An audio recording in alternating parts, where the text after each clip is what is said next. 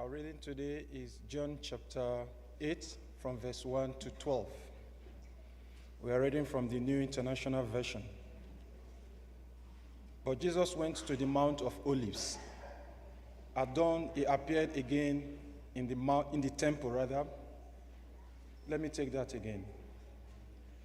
At dawn, he appeared again in the temple courts, where all the people gathered around him, and he sat down to teach them. The teachers of the law and the Pharisees brought in a woman caught in adultery. They made her stand before the group and said to Jesus, "Teacher, this woman was caught in the act of adultery. In the law, Moses commanded us to stone such women. Now, what do you say?" They were using this question as a trap in order to have a basis of accusing him. But Jesus bent down and started to write on the ground with his finger. When they kept on questioning him, he straightened up and said to them, "Let any one of you who is without sin be the first to throw a stone at her." Again, he stooped down and wrote on the ground. At this, those who had began to go away one at a time, the older ones first, until only Jesus was left with the woman still standing there. Jesus straightened up and asked her, "Woman, where are they? Has no one condemned you?" "No one, sir," she said. "Then neither do I condemn you," Jesus declared. "Go now and live your life of sin." When Jesus spoke again to the people, he said, "I am the light of the world. Whoever follows me will never walk in darkness, but will have the light of life." Thank you.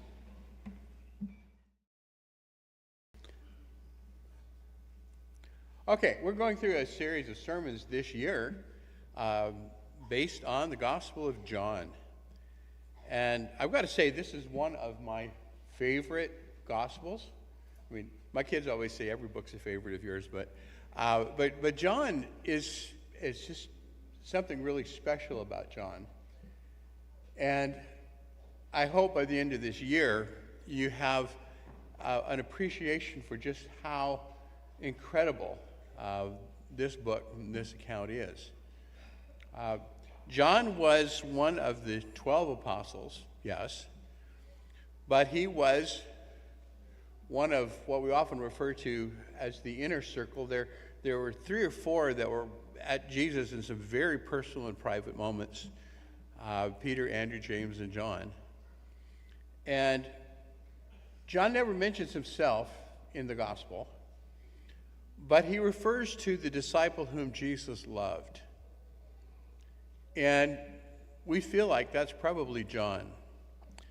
And what's really interesting is, for example, at the Last Supper, as they're reclining at table, and they didn't sit at the table, they lay on their side, on their elbow.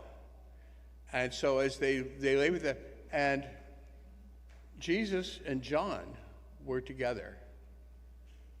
And so you just see the personal closeness and the personal intimacy.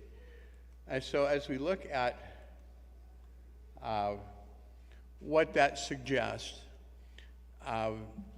when John wrote his first letter in 1 John, he begins talking about what we have seen and what we have heard, what we've beheld with our eyes, what we've touched with our hands. In other words, he is reminding us that as an apostle, as the disciple whom Jesus loved, he had a really, really personal encounter with Jesus.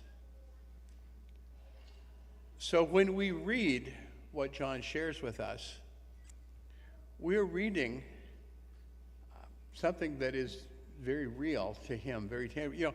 And I basically want to say, forgive us when we read the Gospel of John or read any of Scripture in a way that's boring and uninteresting.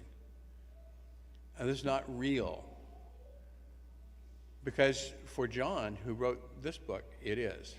Now, as John speaks, we're going to have fun today. As you think about this, there's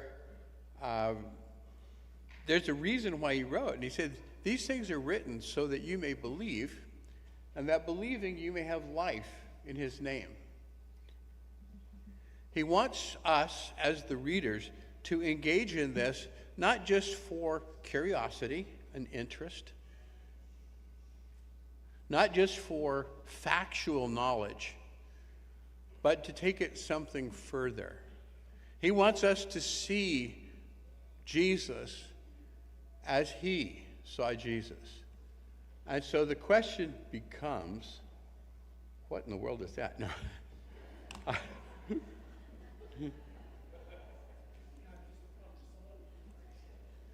Who is Jesus? I mean, that's one of the things that comes out in each lesson. Have you noticed that? Who is Jesus? What is John trying to show us? And why is this important? Well, he's already said it's about life. I mean, we all want life. When we think about life, we just think about this life, but we realize that John has a much fuller sense of life. So, as John writes, what he wants us to do is to come to see this Jesus that he's talking about. Now, John tells us some very special things. One of the things I want to touch on very quickly here is the fact that John tells us some of the claims, some of the statements that Jesus made about himself. Those are what we call the I am statements. There are 7 I am statements that follow kind of the same parallel way. I am, I am, I am. And here's the list of them. We're not going to go through it, but this is here kind of for you to see it. And if you look at the second one, this is the one we're talking about today. I'm the light of the world. And I think in August I'll be doing a lesson on 6, the way, the truth, and the life. But what's interesting about this expression is there is one more I am. Not just the 7, but as you go further in this chapter, as we've just read about the story of the woman caught in adultery, that it comes down to the point where in verse 58, Jesus says, very, very, very truly I tell you, before Abraham was born, I am. Now, I want you to think about this, all right? If I got up here and said that before the prophet, or before the patriarch Abraham was born, I am, you might call for that little wagon to come pick me up, because that was about 2,000 years before Christ. And so that's about 4,000 years from before me. And I don't look that old. And so you can begin to understand why there's a certain amount of confusion and concern. But actually what it says is that they picked up stones to stone him. Why stone him? Because he made some ridiculous statement. Well, the key to this is that what he said, and in fact, he actually uses the same expression in all of the 7 I am statements and this one that is recorded as I am, is it comes from the Greek Septuagint. That's the Greek Old Testament, the Greek scriptures that were being used at the time of Christ. And when Moses was meeting with God originally, and God was calling him, go tell my people, and go tell Pharaoh. And the question becomes, well, who shall I say sent me? And God gives an answer that we think of as very kind of mysterious. He says, tell them I am sent you. So when Jesus says, I am,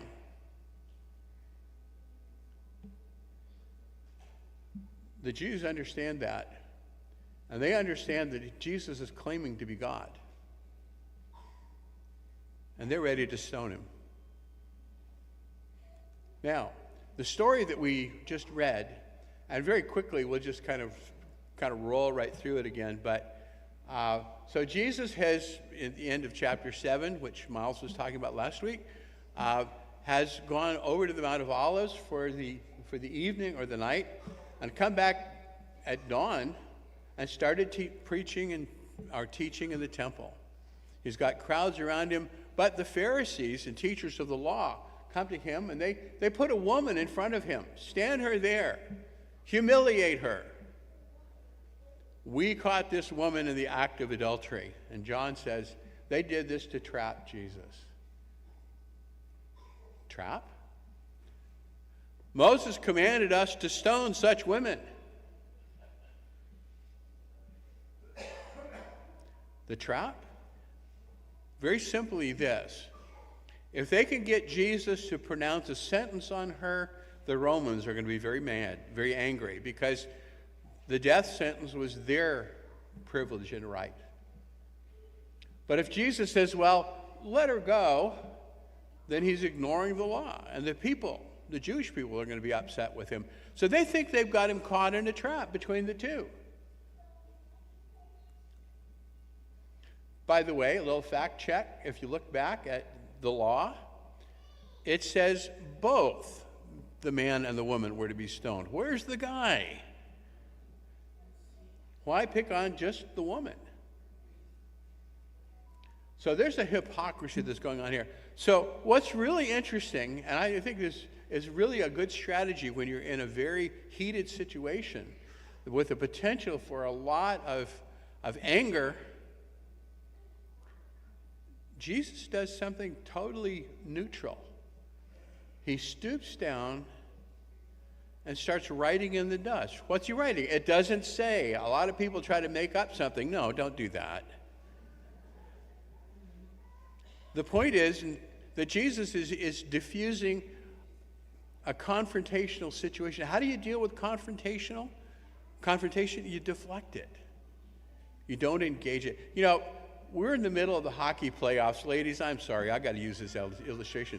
But you'll see, a couple of opposing players on the ice, and they'll start looking each other in the eye, and they'll start glaring it at each other, and you know what's coming.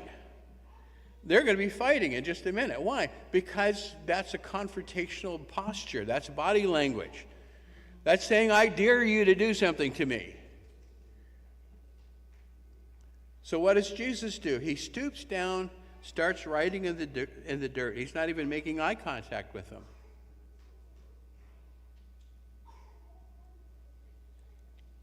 And then he stands up and says, let him without sin cast the first stone. Now, he's added a little bit of a wrinkle here to the law, because the law said the person who made the accusation should cast the first stone. But with this crowd saying she should be stoned, and kind of putting him on the spot to do that, Jesus says, well, let the person with no sin cast the first stone. And you know what's interesting?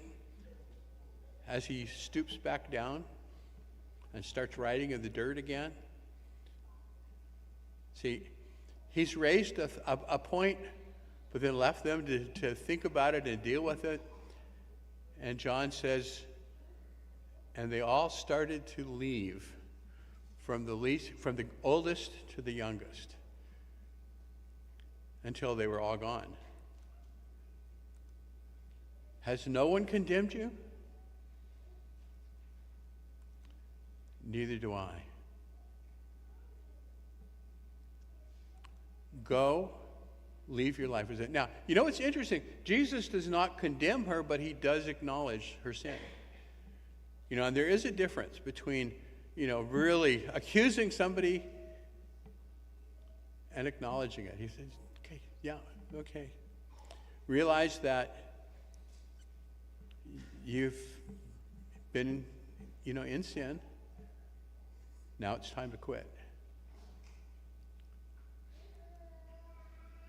So, next verse, when Jesus again spoke to the people. So this appears to come, and John intends this to follow. Jesus says, I'm the light of the world. Whoever follows me will never walk in darkness, but will have the light of life. Oh, that's quite a statement. You know, and you think about all 7 of those I am statements. I am, I'm the light, but this one, I'm the light of the world. Now, quick little English lesson here, a little grammar lesson, okay? I am the light of the world. Okay, the is part of speech you call an article. And there are definite articles and indefinite articles. What do we mean? Okay, if Jesus had said, I am a light of the world, that would have meant that I am one among others. There are other lights. But by saying the, that's a specific. That's a definite article. And so there's only one, as Jesus is saying it. I am the. Right? And therefore, that statement, I am, that is Jesus making that claim for himself. And so, John 1:4, he says, John says, in him was life, and that life was the light of all mankind. There are 4 key words in the Gospel of John. One of them is son. Okay? John 3:16, God so loved the world, he gave his only begotten son, right? 2 of them are light and life, which is really, really important because you look right here is where that's coming. So the world, I am the light of the world. That is for everyone, which is, so we're not going to go through this, but, look at John 1:1-13, where John, in the beginning was the Word was with God, and John goes through and brings this connection between light and life. So light, think about it. Okay, overcomes darkness. When we were first getting settled in this building, we were in here one night really, really late. There wasn't any light in here. But I guess there's some chairs here or something. And I had to come in, I'd been out, and I came in through this door, and it was totally dark in here. I mean, we didn't even seem to have any light from outside coming in, the street lights or anything. And I went over one of the chairs down here because I couldn't see it. And I had a few mutterings to say because that was, But you think about it, light overcomes darkness. We need the light. It exposes and reveals. It locates and helps us find things. It leads and illuminates. But Jesus is not referring to physical light, is he? When Jesus says, I'm the light of the world, he's not saying he's a light bulb.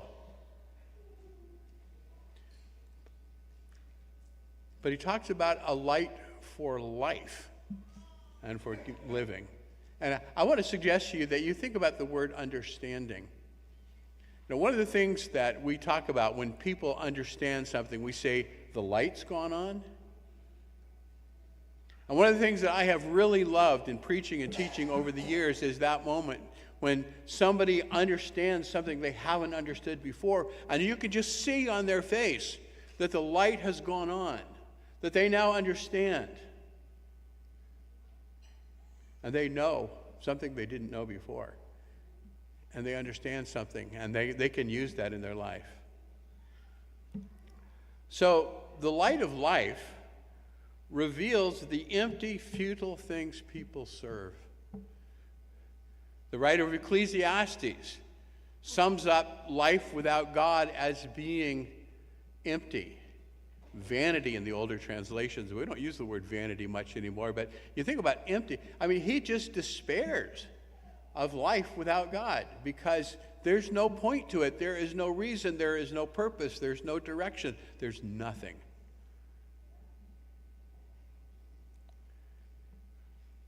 The light of life overcomes our darkness, our sin. It helps us find meaning and purpose and shows us the way to eternal life and leads us to Christ. So in John 12:35-36, Jesus, talking to his disciples, tells them about, like he's preparing them for his death and departure following that after the ascension. So, but you're going to have the light with you for just a little longer. Walk while you have the light before darkness overtakes you. Whoever walks in the dark does not know where they are going. That's that aimless, purposeless, empty life without God, without Christ. Believe in the light while you have the light so that you may become children of light. Paul talks about the fruit of light being goodness, righteousness, and truth. So Jesus, in Matthew 5, in the Sermon on the Mount, talks about the fact that as his disciples, as children of light, we reflect his light, so we become lights to the world as he is the light to the world. And so you notice what he says there? Let your light shine before others, that they may see your good deeds and glorify your Father who's in heaven. So let me ask you a question. How are your eyes? You're having fun looking at that, aren't you? Okay. I'm not talking about the eyes beside your nose. Now, you're probably thinking about the fact, okay, where else do you have eyes? A couple of you look like you're looking around. Eyes usually refer to physical sight. Well, think of it as vision, but do we have other eyes? Well, we're not potatoes. Potatoes have eyes all over, but they're not for vision, are they? So, what about inner eyes? My mother used to talk about my mind's eye. And I kind of think, your mind has an eye? But there are things that we see or we perceive from the inside. Our imagination, our attention, our hopes, our desires, where we set our focus and our hearts. So in Ephesians 1, Paul uses the word "I" in a rather unconventional way. I pray that the eyes of your heart may be enlightened in order that you may know. Now, look at that word enlightened, uses light there, that light may come into your heart through the eyes of your heart. And that is sounding strange, isn't it? Well, what he's talking about is that idea of understanding. And there are 3 points that follow that he makes, that he wants them to. Number 1, the hope to which he called you. For us living as God's people, what we really need to do is have our eyes fixed on Jesus and the hope that he gives to us in our lives, because that will overshadow and overpower everything else in our lives. Doesn't matter what kind of difficulty or hardship or suffering or whatever comes, if we keep our eyes focused on our hope, that will be there. The riches of his glorious inheritance in his holy people. Riches, wealth. But it's God's wealth having us. Doesn't that change your perspective about how you see yourself, to think you are a treasure to God? Paul says we have this treasure in earthen vessels, but yeah, we're imperfect. That's what I appreciated about Gary's prayer. We're imperfect. We sin. We're not everything that we should be. But we have grace and forgiveness because of Christ. And third, the incomparably great power for us who believe. And I could go into a full sermon right here, because what Paul says following this is that the power that is at work in us is the power that raised Jesus from the dead. Huh? We don't look like we believe that or think that very often, do we? We get defeated and discouraged easily. But see, here we go. The eyes of our heart need to understand that this is the way God has created it for his people. That his power is at work. And as we watch our lives and the lives of our brothers and sisters grow and develop and change, as they overcome their challenges, then we realize this is a real power. So Paul tells the Colossians to set your mind on things above, not on earthly things. Okay, so just very quickly, so you think about what happens when you put your mind on the earthly, and just, we covet, we have greed, we have lust, we have fleshly carnal desire. We just, our physical selves just run amok, right? And for us as Christians, that's where we get into our problem, is that our minds are not fixed on Jesus. They're not fixed on things above. We're being unenlightened. We're putting out that candle, as we sang the song. But what if we focus on the spiritual? We focus on faith. We focus on Scripture. We focus on things like worship, fellowship, service. There were so many things on your list, but I realized that we can't really do that. I want to just close with this thought. Jesus wants to be our light. He wants to be your light. He wants to be my light. He wants to help me live a life of understanding, of purpose, that is guided by Him, that is not the victim of the things that are going around. And so as He leads it, He helps us to see the empty, futile things that are demanding our attention, that are trying to distract us. He wants to overcome our darkness and sin. And those of us who've been Christians for a long time know that the struggle is still just as real as it ever has been, right? But my mom used to have a saying, and Mom liked to have these little poems, and they haunt me. And one of them was, every day in every way I'm getting better and better.